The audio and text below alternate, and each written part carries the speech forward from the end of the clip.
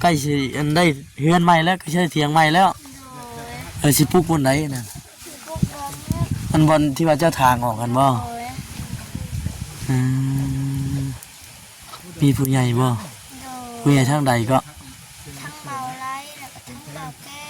วอ๋อสองทางเนาะพี่น้องเนาะสมทบกันว่าซั่นซะเนาะอีหลาบ่หนาวบ่หนาวอยู่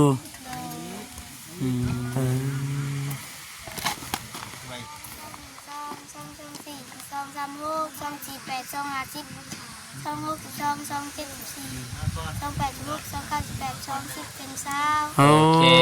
ผ่านไปหนึ่งบ้างใช้บัตรยอดบ้างหายอยู่บ่เนาะบ้างสาม3 2 6 3 3 9 3 2 3 5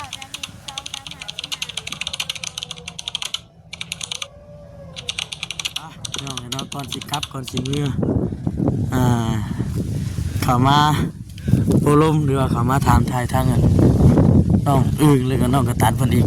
รอบพี่น้องเนาะจำได้ก็มีแต่ว่าทักทายสบายดีเด้อพี่น้องเด้อเนาะอันนี้นะเวลาฝนตกฝนลิ้นว่าซั่นพอลงมานอนอยู่ลุมพี่เป็นลูกเต้าเพิ่นพ่อกับแม่นอนอยู่เทิง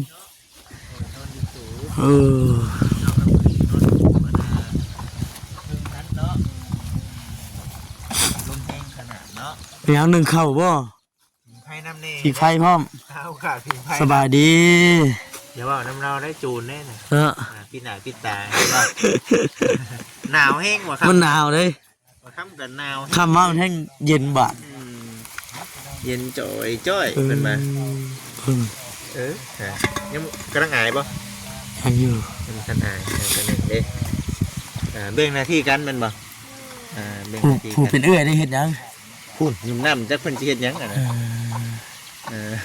พอเจ้าได้มาคำบ่เอ้าโอ้บ่ได้มาเพิ่นไปตัดไม้ไกลเติบบ่ล่ะฮะตัดไม้เฮ็ดเถียงโอ้ไปตัดอยู่ดงเถียงเจ้านี่บ่เดี๋ยวว่าผู้รักผู้ใหญ่เพิ่นมอบหมายงานให้เนาะแม่นบ่มึงเนี่ยพี่น้องเลยน้องแสดงว่าเพิ่นกำลังสิมีข่าวดีบ่ซั่นแม่นคุณทั้งน้องเผาอันน่ะหม้อนึ่งเขาเนาะคุณน้องอึ่งนะคุณไปพูดขออนุญาตนำเอาบอกคำถามไทยๆโดยเดี๋ยวสิมาหาเพิ่นมายังอันอยู่ทางเครื่องใหม่น่ะเนาะเอ้าคิดว่าอันทั้งไก่ไข่ใช่โมเมนต์เนาะอะไรเนาะโอ้ใกล้สิอันได้เฮือนใหม่แล้วก็ใช้เถียงใหม่แล้วสิปลูกบนไหนน่ะมันบนที่ว่าเจ้าทางออกกันบ่มีผู้ใหญ่บ่ผู้ใหญ่ทางใดก็ทั้งเบาไล่แล้วก็ทั้งเบาแก้วอ๋อสองทางเนาะพี่น้องเนาะสมทบกันว่าซั่นซะเนาะอีหลาบ่หนาวบ่หนาวอยู่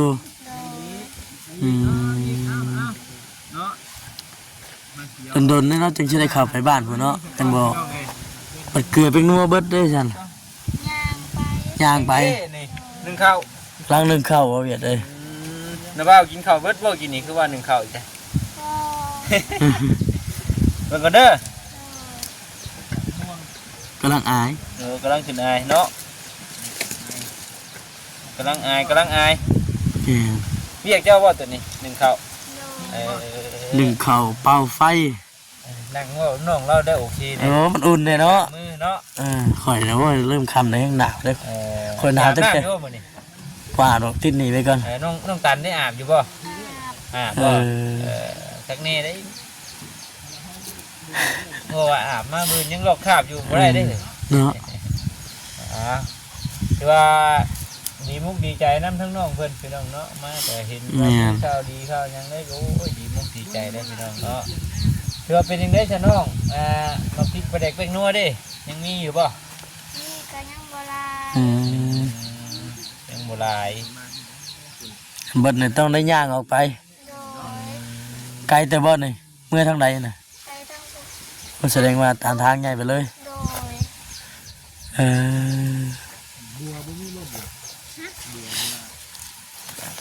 อย่างเข้าบ้านอีกเนาะจักโมงพอมาแต่เวียกแต่งานแต่ละมื้อ ไม่ได้มาคุณนอนอยู่คุณเลย โอ้ประจำเลย โอ้ มืออื่นตอนแรกดูแลคุณลงมาส่ เอง ไปเลย เอ้ายังบาด อืมกำลังไปตัดเสาเนาะ โดย แกมาเลย โดย อืม สิได้เห็นเถียงใหม่ได้บ่เวียดเด้ย โอ้เสียเทียงไม่แหละ เออ โอ้มีผู้รักผู้ใหญ่นี่บ่หรือว่าพากันเฮ็ดเอง นี่คือคุณนายใจดีแล้ว อืม โอ้ผู้ใหญ่ใจดีทั้งใดน่ะ ทั้งเบาแก้วกับเบาไล่ เบาแก้วเบาไล่ โดย โอ้เพิ่นเฮ็ดเทียงให้ไหม โด โอ้ ย ดีแล้วฉันเนาะถือว่าพ่อเจ้าตอนนี้เนี่ยไปตัดไม้ชาวเทียง โดย โอ้ ดีเนาะ โอ้ถือว่าชาวดีเอ็นล้นทับลูกอยู่ได้นี่เนาะ ข้าวดีข้าวใหญ่ จักน้ำก๊อกแน่ อ่า จักเถียงแน่ อ่า ปาดโตยังคิดอยู่บ่น้องว่าสิได้น้ำบาดาล บ่ บ่คิดอีก โดย ก็เคยคิดบ่ว่าสิได้เถียงไหม บ่เคย บ่เคยคิดอีกบ่เคยคิดก็ต้องได้คิดแล้วบัดที่นี่เนาะ สิได้นอนเถียงใหม่แล้วบัดนี้ นอนเถียงใหม่เถียงงาม อันนี้นะแน่นอนนอนกลางคืนนี่ช่วงหนาวๆไปสิเลยแห้งเย็นได้เลยนะบ่มียอดฟ้าครับเนาะ แน่น ขาดขีดไปเบิดเลย เนาะถือว่าผ้าห่มแพรปกนี่คู่กันบ่หรือว่าบ่คู่ คุยอยู่ คู่อยู่เนาะผู้ละพื้น โด เอย อยากได้อีกอยู่บ่ อยากได้อีกอยู่ เออ ยันว่าโอ้ยพอแล้วเขามีแหละสินะ อืม เพราะว่ามันอยู่ในฤดูหนาวเนาะ แม่น มันต้องผู้ละ2พื้น3พื้นแล้วพี่น้องก็จังโอเค แม่นเล เพ ย ราะว่าบ่เวียดนี่ห่วยบ่เว้าได้2พื้นยังว่าหนาวอยู่ บัดนี้ทั้งน้องเพิ่นบัดเบิ่งผาเฮือนผาซ่านก็ถือว่าแทบที่ว่าบ่มีซ้ำนะพี่น้องเนาะ แม่น มันเบิดแล้วแหละ ขาด พี่น้ง ฉ่อยเบิดเลย เบิดแล้วแหละถือว่าบัดที่นี่ทั้งน้องเพิ่นยังว่าซ้ำนึงบัดที่นี่หันมาเบิ่งทั้ง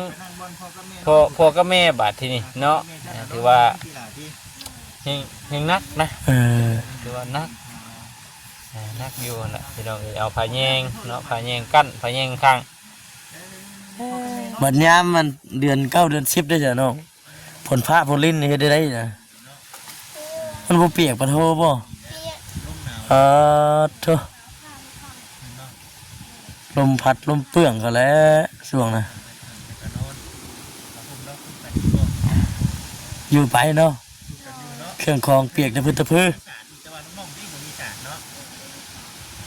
อืม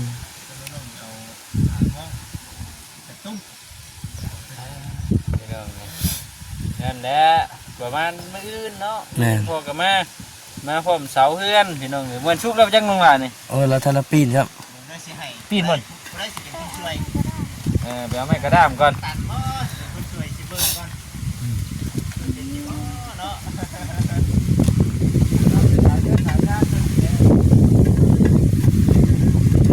หนึ่งเข่ายามแรงพี่น้องเลยเนาะ พ่อแล้วพูดถึงก้อนเข้าพอมีข่าวเรื่องเทียงนี่เข้าไปก่อนบัตรช่วยยิ่งใช้ช่วยนะลองเลยนะที่เบิ้งนี่ฮะ ไปอยู่แถวนี้นะเน้นเลี้ยงไก่พี่น้องเลยเนาะไก่เป็ดเลี้ยงอืม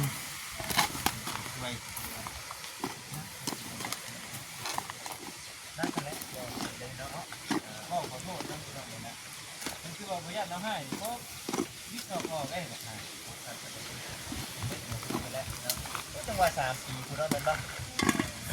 อีกจังหน่อยมันสุก โดย คักเนี่ยดีเนาะยาม แรงเฮ็ดเวียกใส่แม่ตอนเช้าได้บัดนี้ไผลูกหนึงเข้า เอื้อย เรื่อยตอนแรกนี่น้อง โดย โอ้พัดเปลี่ยนกัน อันตนได้กันนะน้อง เปลี่ยน เปลี่ยนกันช่วยเข้า เปลี่ยนกันเฮ็ดเวียกน้ำเพื่อนล้างถ้วยล้างบวงได้จัง นี่ก็เอื้อย อืมนี่เนาะ ข้างหลังพุ่นเนาะ สมมุติว่าทีมงานบ่ได้เข้ามาตั้งแต่กี้เนี่ยจะเจ้าพากันเฮ็ดหยังก็ ก็ยิบไปนั่งแยะ ว่าเจ้ากับเอื้อยน่ะไปหาหยังก็แต่ละมื้อ หากี่ซี่ หาขุด โดย ขุดหยังบัดนี่ คุกเขียด ขุดเขียด ทุบเทมันเลยนะใส่มันหอม เออได้มาแล้วเอาไปขายสิบ่ โดย ใครเป็นผู้ไปขาย แม่ไปขายให้ แม่ไปขายให้ได้มื้อละจักพันบ่ ได้แน่เลย4-50 แบบนี้เนาะ โดย คือ ไฟกินไฟ แต่ละมื้อแต่ละวันเนาะน้องๆเพิ่นก็แม่นได้แบบ เนี่ยไล่กินไฟได้ บุกไปหา เย็นเราพากันเย็นไปเย็นมาอยู่เลยหันเนาะ อุ่นได้ค่อยอยู่นี่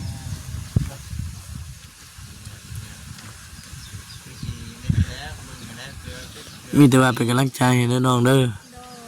อดทนสู้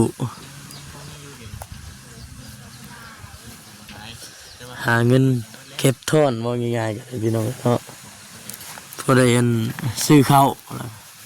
พอได้บ่เวียดได้คอยบ่ยึดเสียงเลยนี่ ฮะ คอยบ่ยึดเสียงเลยนี่ เบิดละบ่ เบิดเลย เสียงก็โอ้ไปพี่น้องเนาะ เบิดเสียงเลยให้น้องคนเราก็ได้น้องตันเนาะ ให้น้องคนเราบางสูตรอยู่ข้างมันยังไง เนาะแม่นลืมจักบ่เป็นบ่ ลองเราอยู่ข้างดูเอาเริ่ม 2 2 1 2 2 2 4 2 3 6 2 4 8 2 5 10 2 6 2 2 7 4 2 8 6 2 9 8 2 10เป็น20 โอ โอเคผ่านไปหนึ่งบ้าง ผ่าน ใช้บัตรยอดบ้างหายอยู่บ่เนาะ 2 เออ สามอันนี้ บ้างสามบ้างสาม 3 3 2 6 3 3 9 3 12 3 5 15 3 6 18 เอาถึงแล้ว 3 6 18 3 7 21 3 8 24 3 9 3 7 30 34 โอเค 4 4 1 4 4 2 8 4 32 4 5 3 เราน่ะกายแล้วถามเจ้าคืนเด้อเนาะ หามาเวียดเด้อ 12 4 5 3 4 6 4 4 7 8 4 8 32ว่ะ ถึงแล้ว 4 9 เอ๊บ ลืมไปแล้ว 49เอ๊บคิด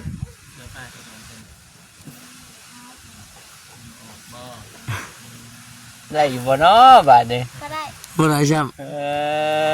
พี่น้องไงบ่รอดเนาะยังอีกน้อยเดียวนะ เพิ่มอีกน้อยนึง48ให้เจ้าเรากินนี่ 48 32 บัดนี้49เด้จ้ะเหมือน36บ่ 49 36 40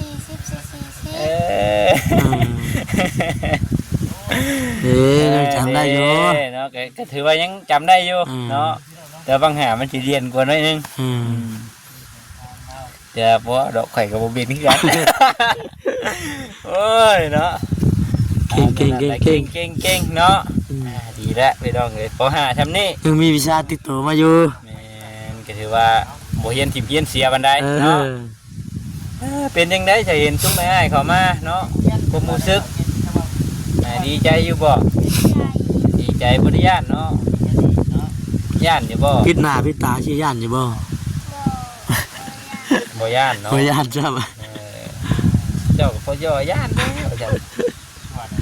กดพิดหนาวชื่อได้มันกดพิดแบบอื่นได้เดี๋ยวพิดกันหนาว ผิดกันนาวเนาะโอเค ทุกได้บ่ ได้ระบอได้ที่แล้วปึ๊บ รึบ ไป มาเถอะ ระวังเด้อระวังสะดุดบันไดเด้อเฮ็ดขึ้นได้อีกบ่นี่ จะขึ้นเด้อที่เจ้าพากัน ขึ้นบ่ค่อยบ่กล้าขึ้นดอกย่านมันถล่ม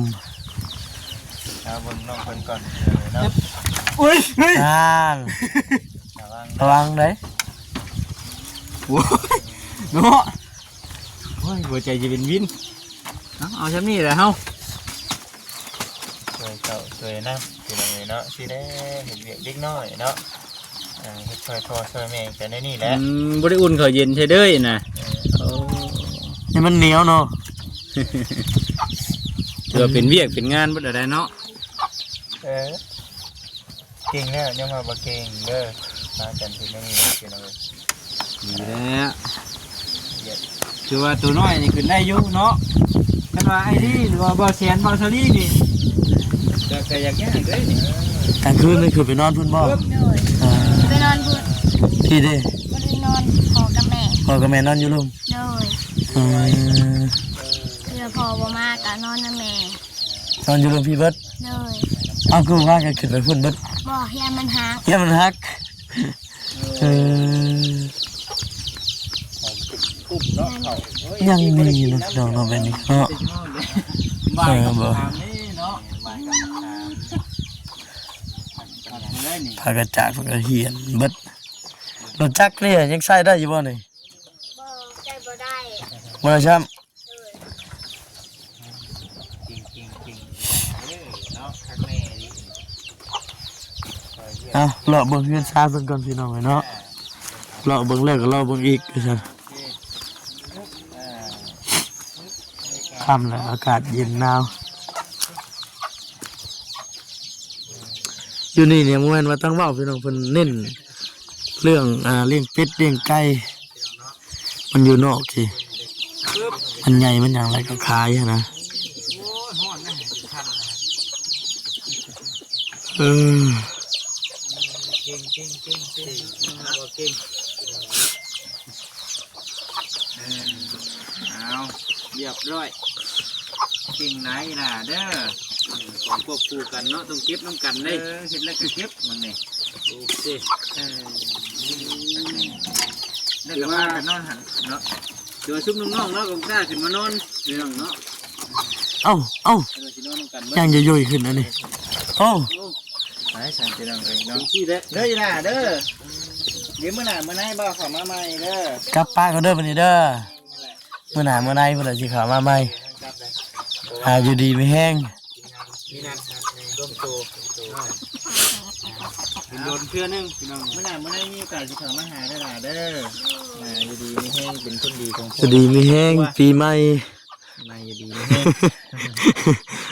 อะไรนะสบายดี เออพาเปียดเด้ย สบาย สวัสดี โอเค